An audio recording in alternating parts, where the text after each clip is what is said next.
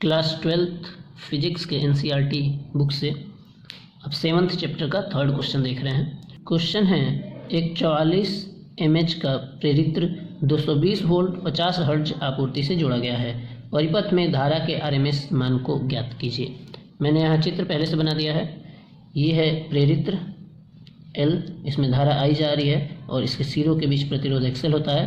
प्रेरित्र के लिए XL होता है, प्रतिरोध के लिए R होता है। अगर इस टाइप से प्रतिरोध जुड़ा होता तो R लिखा जाता, और अगर धारिता C धारिता का एक संधारित्र जुड़ा होता तो इसके बीच प्रतिरोध X∗C लिखा गया होता। ये ध्यान रखना है। इसमें आपको धारा के IRMS मान को ज्ञात करना है। इसका मतलब IRMS को ज्ञात करना है। क्या गिवन है वो पहले लिख देते हैं। दिया है प्रेरित्र को, ये हेनरी है, यानी L का मान है 44 mH को सिर्फ हेनरी में बदलने के लिए 44 और 10⁻³ हेनरी कर देते हैं। अब ये 220 वोल्ट है तो ये VRMS है, स्रोत से जोड़ा गया है जो 220 वोल्ट है, और ये हर्ट्ज F है आवृत्ति, कई जगह इसको न्यू भी लिखते हैं, तो ये HZ है 50।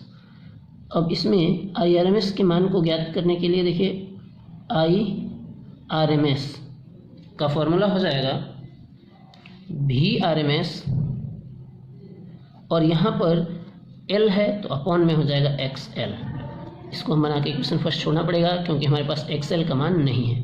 तो अब हमें XL निकालने के लिए XL का फॉर्मूले पर जाना होगा। XL इक्वल होता है ओमेगा L।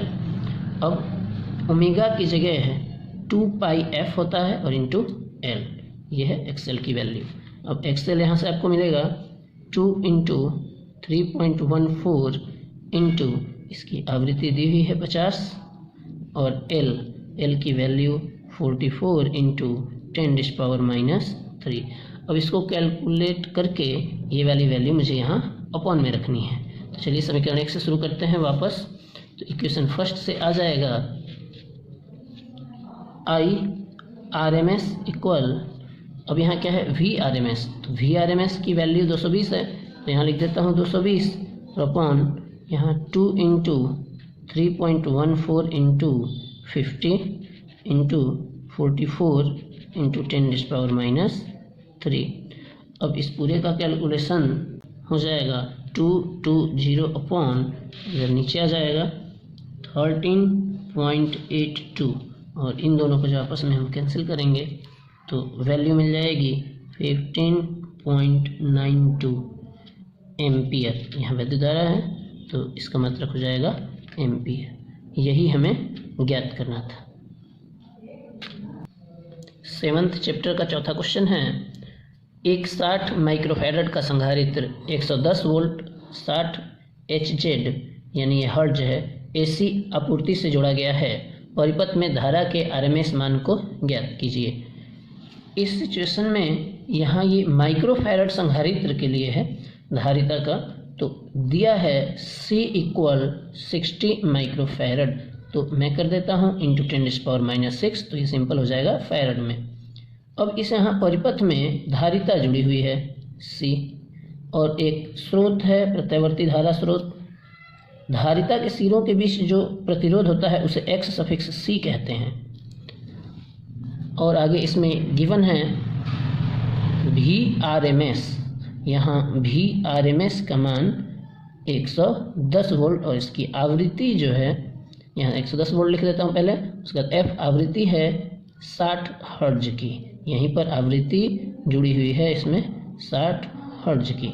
धारा के IRMS का मान ज्ञात करना है तो IRMS इक्वल क्वेश्चन मार्क।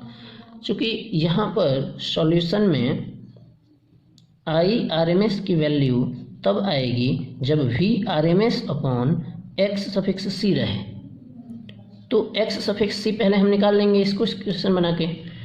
चूँकि X∗C का वैल्यू होता है 1/ωc, इस संधारित्र के लिए प्रतिरोध XC और इसका सूत्र होता है 1/ωc, तो यहाँ 1/, अब ये जो आवृत्ति लिखा हुआ है ना, इसके फॉर्म में इस ओमेगा को चेंज कर देना है, तो 2πf इंटू सी।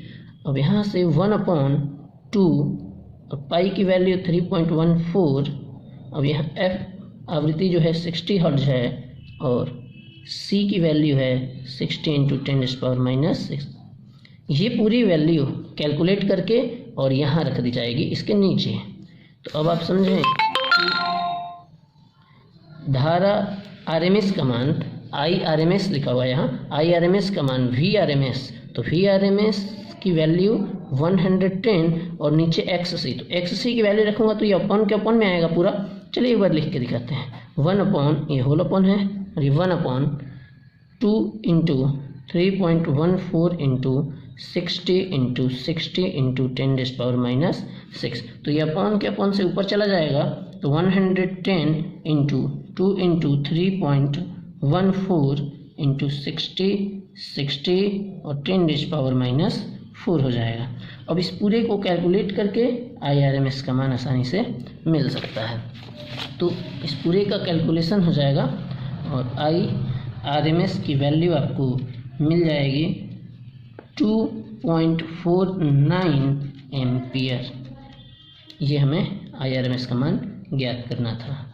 ये आपको आंसर मिला। अब क्वेश्चन नंबर 5 में कह रहे हैं कि प्रश्न 3 व 4 में एक पूरे चक्र की अवधि में प्रत्येक परिपथ में कितनी नेट शक्ति अवशोषित होती है। तो इसमें शक्ति के बारे में बताना है। अब 3 और 4 में क्या था कि क्वेश्चन नंबर 3 में एक प्रेरक था L 3 में, और क्वेश्चन नंबर 4 में एक धारिता थी C, संधारित्र था जिसकी धारिता C थी। यहाँ पे हम लोग नोटिस करें तो धारा I 90 अंश, धारा I से 90 अंश अग्रगामी होता है। कौन? संधारित्र का विभव, और प्रेरकत्व में धारा पश्चगामी हो। कहने का मतलब है कि ये जो प्रेरक है ये धारा से 90 अंश ऊपर अग्रगामी, और जो ये C है तो X∗C जो मिलता है वो 90 अंश पश्चगामी मिलता है, और ये है X∗L। अब ये विपरीत दिशा में है तो हमें धारा से ही फाई निकालना होता है। शक्ति का फॉर्मूला एक्चुअली ये होता है कि P एवरेज औसत शक्ति equal IRMS into VRMS into cos phi. अब ये जो कलांतर है ये कलांतर I और V के बीच का है। अब यहाँ जो कॉस फाई है वो कोण है, तो यहाँ +90 यहाँ -90, तो PAV equal IRMS into VRMS into cos, या तो प्लस या माइनस पाई/2